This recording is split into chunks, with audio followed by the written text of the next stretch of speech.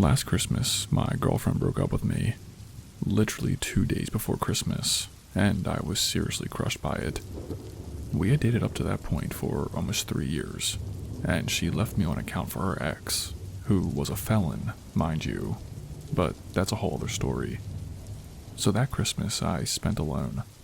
I had an apartment in the city with my whole place decorated, and no one to celebrate with. It was truly one of the lowest points in my life. I had even posted an Instagram story of the tree in my living room, with some pitiful quote about spending Christmas alone. Fast forward to noon Christmas Day, and I received a DM. The DM request was from a girl named Gloria. She said she was friends with my ex-girlfriend, and was sorry to hear about us breaking up. I'll be honest, I had been drinking some wine at this point, so please don't judge me, and figured it would be nice to chat with her. I responded and told her thank you, I appreciate that, and asked her if she had any Christmas plans. She didn't. In fact, she was in a similar situation as me. Her boyfriend broke up with her almost 2 weeks ago. I got all accused that Gloria was flirting with me. I checked out her profile, and she was this short, brunette girl with an athletic body. I figured I'd shoot my shot with her, and asked her if she wanted to come spend Christmas Day with me if she did not have any plans. She didn't, and said she would love to. We made plans for 7 p.m. that night for her to come over for some drinks and to hang out. I spent the rest of the day cleaning, lighting candles, and making sure all the Christmas decorations looked festive enough. I even pulled off some of the ornaments that my ex had given me. Now, I'll be honest about this. Since Gloria claimed to be friends with my ex, I had full intentions of trying to hook up with her as a way to get back at her. It's not right, and I felt dickish about it, but that was the mental state that I was in. Anyway, 7 p.m. rolls around, and she's right on time. She was even better looking in person, and I remember even blushing at how beautiful she was. I invite her in and pour her a glass of wine. I turned on some Michael Bublé Christmas songs to help set the mood. Before I knew it, we had finished a bottle of wine, and Gloria was practically sitting on my lap. I made a move and leaned in for a kiss. She was receptive, and we kissed for maybe 10 seconds, when she pulled back. She laughed a bit and asked if she could use my bathroom before things got too heated. I told her yeah, and pointed to the door. While she was in there, I could hear her speaking with someone.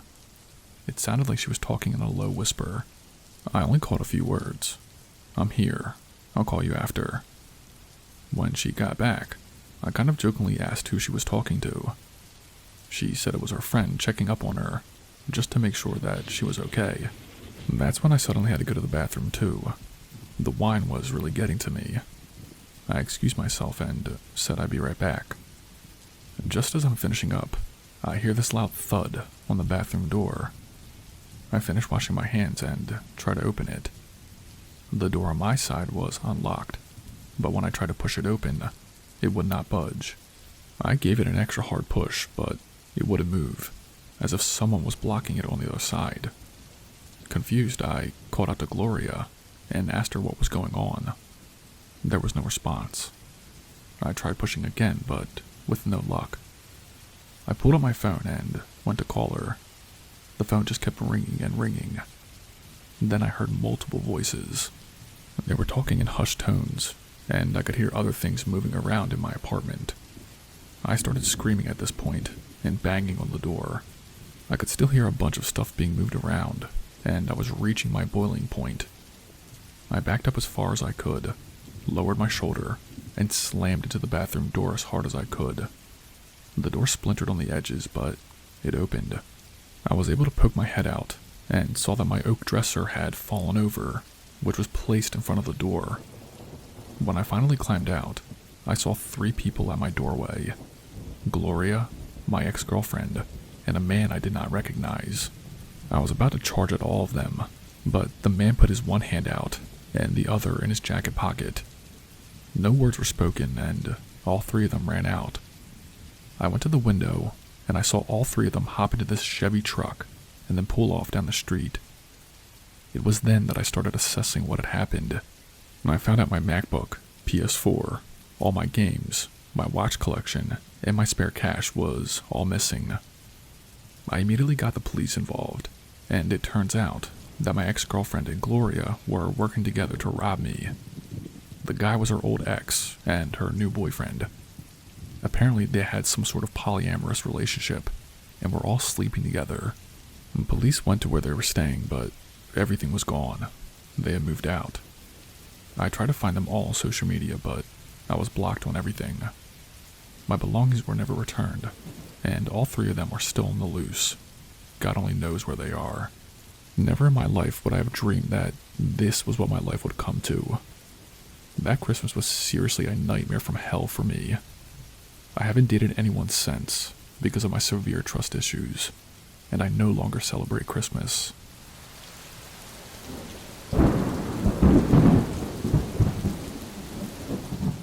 It was December of 2023. I have my own business, and that year, we exceeded all of our goals. I was able to pay out bonuses to my employees and myself. With that nice chunk of change, I decided to book an Airbnb up in the mountains for a Christmas getaway with my girlfriend, Liz. I did not hold back. I booked the nicest cabin lodge in the area with all the amenities. It was a 4-hour drive to get there, so we ended up taking my Range Rover as they were calling for snow all week. When we finally arrived, we pulled up to this gorgeous log cabin at the very top of a secluded part of the mountain. The place had a hot tub, 4-car garage, a cigar room, and walk-in showers. It was honestly beautiful. When Liz and I unloaded our car and stepped in, there were massive windows that faced the open mountains. It was snowing at this point, and it was looking like it would be the best Christmas getaway that I've ever had. After we unpacked, I went into the living room and made a fire. The fireplace was huge, and the entire house was decorated with Christmas decor. They had a massive 20-foot Christmas tree next to the fireplace that just set the mood perfectly. As I was lighting the fire, Liz called me from the kitchen. She was opening bottles of wine and said to look at this. There was a screen embedded into the counter that showed security footage of the entire property. You could click a button and see different angles of the cabin.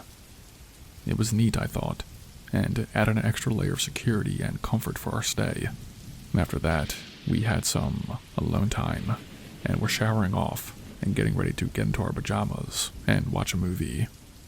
It was 9 p.m. at this point, and it was dark outside.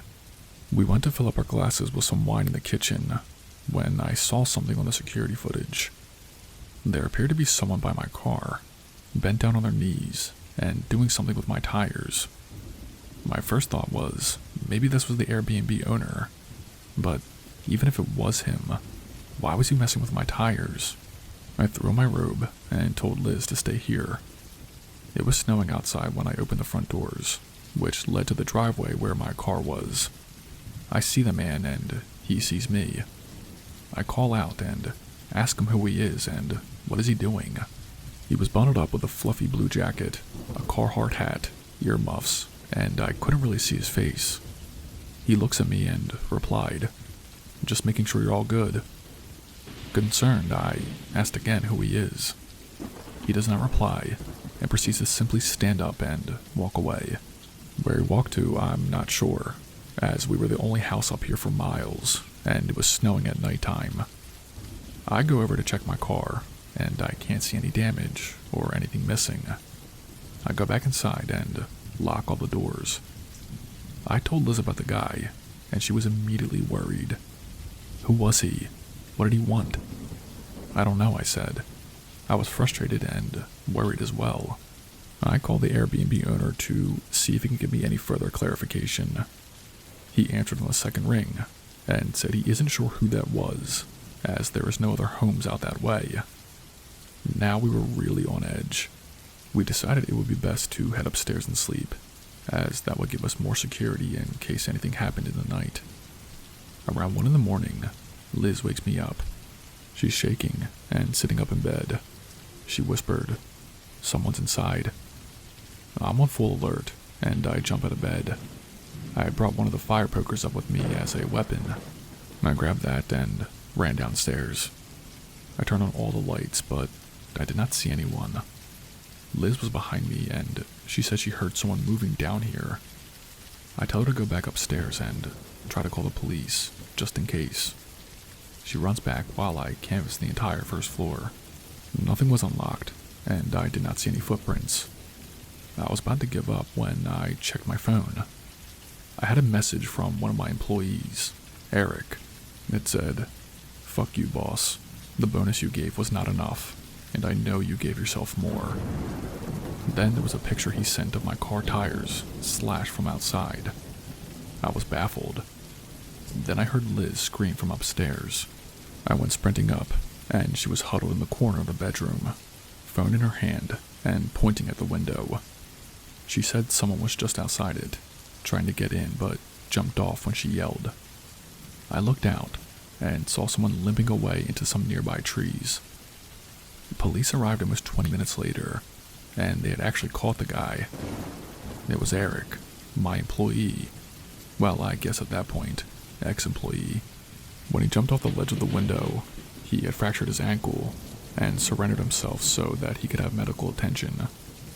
I found out the full story a few days later. Eric was disgruntled about the bonus he received from me, which, mind you, was an extra $8,000. And not only was he wrong, but I evenly distributed the bonuses, even to myself and all the rest of my employees. For some reason, he thought I was lying, and his plan was to have me stranded out in my Airbnb. He was arrested, and then promptly fired once he was released from the hospital. He's since tried to apologize and come back to the company, but of course I said no.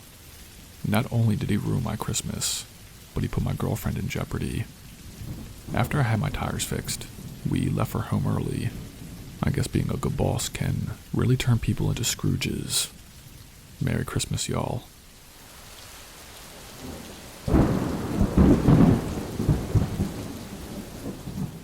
Christmas Eve is supposed to be magical, but this one has haunted me ever since.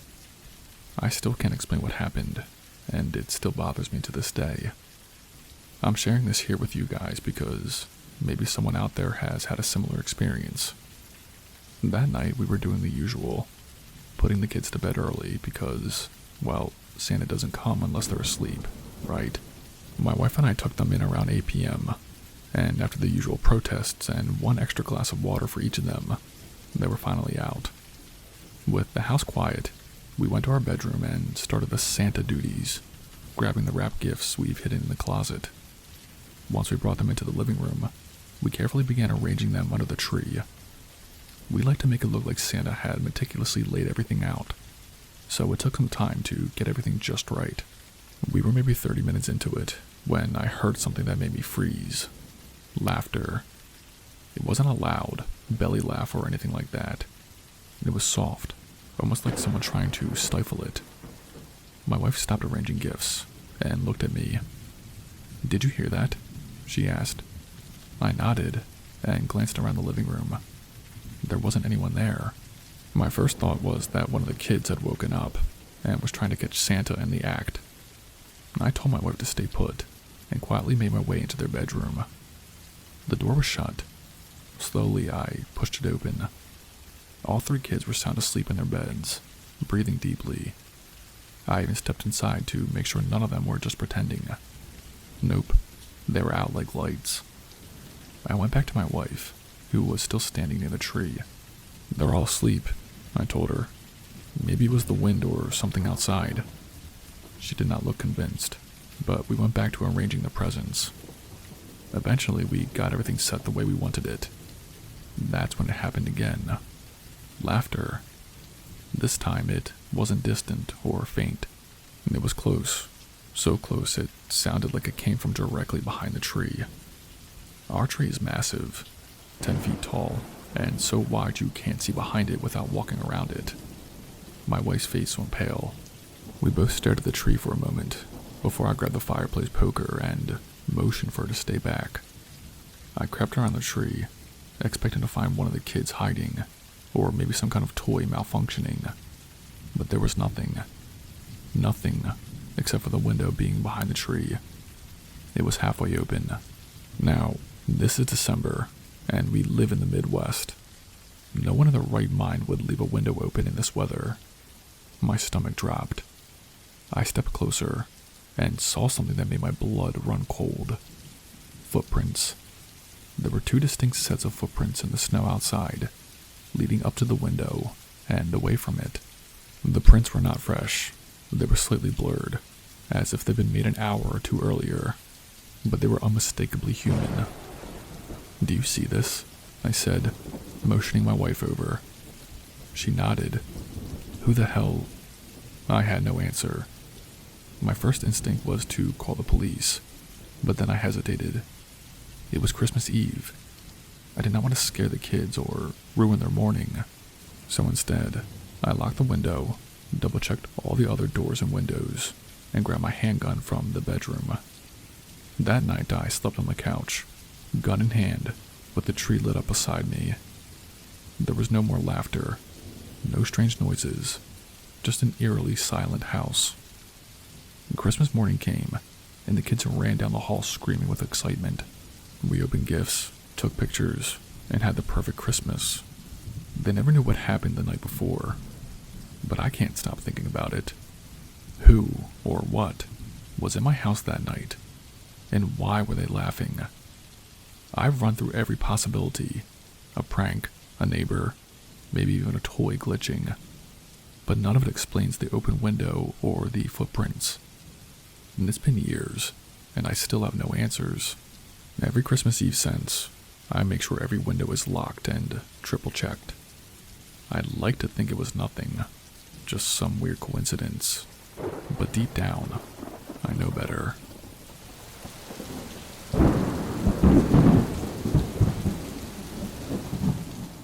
It was Christmas morning, and I was 12 years old. I remember waking up earlier than usual, maybe around 5:30 a.m., too excited to sleep. I'd always been the first one up on Christmas, racing to the living room to see the tree lit up, gifts underneath.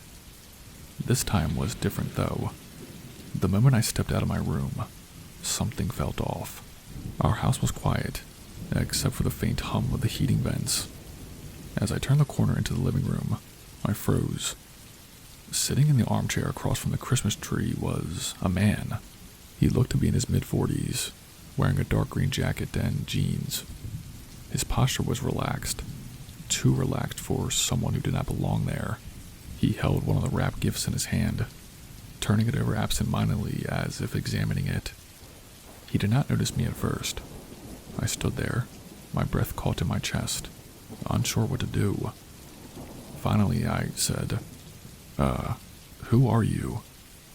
The man looked up quickly, startled but not alarmed. His face broke into a smile, too friendly, too fake. "Oh, hey there," he said. "I'm a friend of your parents. They said I could come in and wait." "Wait? For what?" My parents were still asleep. I glanced at the tree, then back at him. He set the gift down slowly, carefully, as if not to spook me. "You must be up early for Christmas, huh?" "Yeah," I said. "I'm gonna go get my dad." The smile faltered. "No need for that," he said quickly, standing up. "I was just leaving anyway."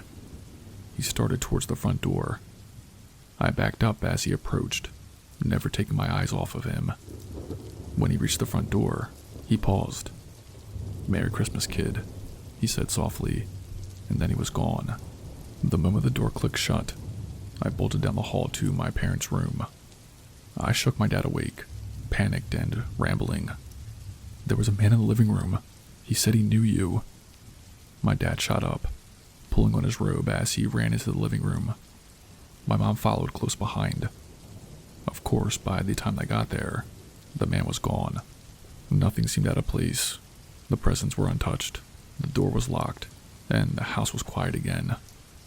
My dad checked every room, the front porch, even the backyard, but there was no sign of the stranger.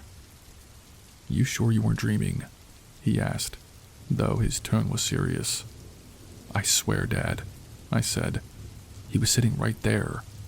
I pointed to the armchair. My parents exchanged a glance. My mom looked worried, but my dad just shook his head. "Let's just lock everything up just in case." When I described the man, his green jacket, His age, his face. My parents looked confused. "We don't know anyone like that," my mom said. "No one was supposed to come over this morning." My dad mutters something about weirdos and keeping the doors locked, but I could tell the whole thing unsettled him. I did not get much of an explanation after that. Christmas continued as if nothing had happened, but the mood was different. My parents acted normal for my sake, but I caught my dad glancing out the window more than once. That night, I couldn't sleep. I kept replaying the scene over and over in my head.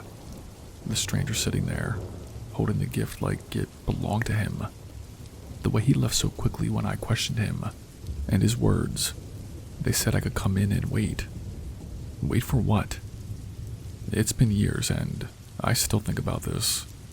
We never found out who he was, how he got in, or what he wanted. My dad insisted the door must have been unlocked, though we were always careful about that. Nothing was stolen, and no one ever came back. But every Christmas morning since, I can't help but wake up early, heart pounding as I walk into the living room, half expecting to see him sitting there again. Hey, what's up guys? It's Spooky. If you've made it this far, congratulations, you survived. If you did not know, I have an Instagram. Follow me on there so we can connect. I also have a Patreon. On there you'll have direct access to me and can see the upcoming videos, polls, and soon-to-be exclusive stories only shared on there. If that's something that interests you, please consider joining. That's all I have for you guys tonight. Stay spooky and I'll see you in the next video.